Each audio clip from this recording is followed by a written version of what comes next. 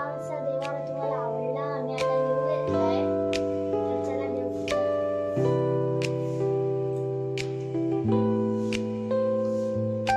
स्कूलला सुट्ट्या लागल्या तर मम्मी आता अशीच कामं सांगणार आहे मला.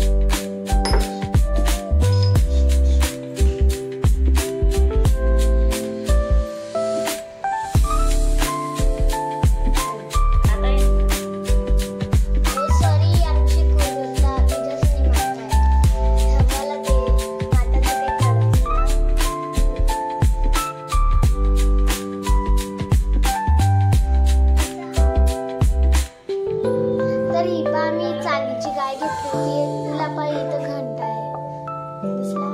हे पहा किती भारी नाही चांदीची गाय आहे. तर हे पहा माझी आता फायनली देवपूजा झालेली. आता मी तिथे